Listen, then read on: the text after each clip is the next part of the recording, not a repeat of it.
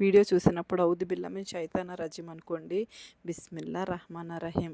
అరబీ వాళ్ళ పిల్లకి దెయ్యం పట్టుకున్నదని బుడ్డదానికి బాబా మసీద్ నుంచి కొన్ని పుల్ల మొక్కలు చెక్క మొక్కలు అట్టుకొచ్చి ఇల్లంతా పొగేయమని నాకు ఇచ్చాడు. ఈ పొగ అంటే దెయ్యానికి చాలా భయం అంట.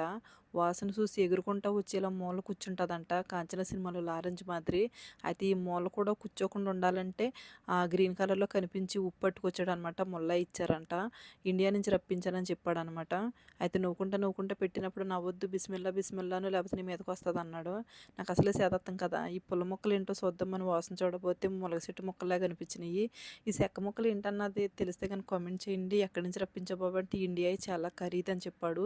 ఈ విధంగా ఇల్లంతా వేసేసాను, పొగ హాల్లోను, బెడ్రూమ్లో, కిచెన్లో, బాత్రూంలో, ఎక్కడ పడితే అక్కడ వేసేసాను. అయితే డోర్ ఓపెన్ చేసి ఉంచాలంట. డోర్ ఓపెన్ చేయకపోతేనంటే కనీసం మనం కట్టుకున్న బట్టలు పట్టుకున్న ఎలాడుతుందంట. ఇంట్లో యజమానులు భార్య భర్త ఎవరో లేనప్పుడు పని మనుషులకి మాకు మేడం గాని బాబు గాని పిలిచి ఏదో పని చెప్పినట్టు అనిపించేది. వాళ్ళు చెప్పకపోని మేము చేసేసేవాళ్ళం. ఈ పిల్ల కూడా పిచ్చి ప్రవర్తన అలాగే ఉంది.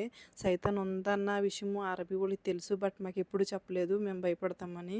తీరా మేము చెప్పిన తర్వాత ఈ పిల్ల పిచ్చి ప్రవర్తన చూసి వాళ్ళు ఈ నిర్ణయం తీసుకున్నారు.